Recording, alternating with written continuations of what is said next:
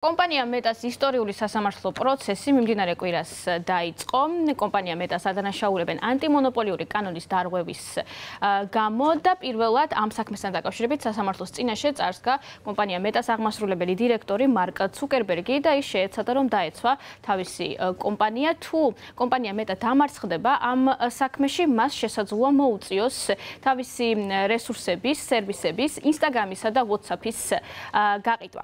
როგორც სავაჭრო კომისიამ, ამერიკის შეერთებული შტატების ფედერალურმა სავაჭრო კომისიამ და მათ ადვოკატმა განაცხადა, კომპანია მეტა ქმნის ეგრეთ წოდებულ თხრილებს იმისათვის, რომ სხვა სტარტაპებს არ მისცეს განვითარების საშუალება, ყიდულობს ამ სტარტაპებს და შემდგომ ამისათვის იღებს უდიდეს ფინანსურ სარგებელს, რაზეც მარკ ცუკერბერგმა განაცხადა, რომ უადგილო არის მსგავსი ბრალდება, რადგან კომპანია მეტამ თვითონვე ჩადო ძალიან დიდი თანხა იმისათვის, რომ უფრო მეტად განვითარებულიყო ინსტაგრამი და ყოფილიყო ისეთი სახით, როგორცაც ვხედავთ დღეს და ასეთი ბრალდება არის უადგილო, რადგან ფინანსური სარგებელის გარდა თვითონვე კომპანია მეტამ ჩადო მის განვითარებაში ძალიან დიდი თანხა.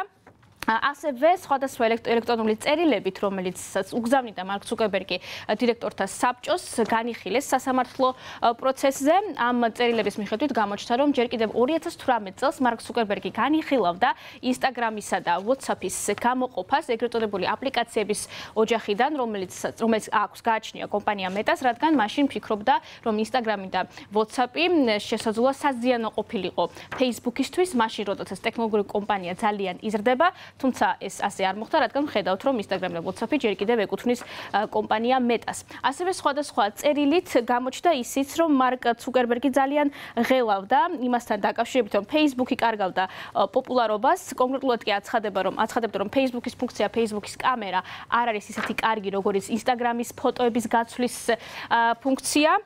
და მოგვიანებით ასევე 2012 წელს გამოჩნდა, რომ Facebook-ის ფლობელმა, მაშინდელ ჯერ Facebook-ის ფლობელმა მარკ ცუკერბერგმა შეიძინა Instagram-ი.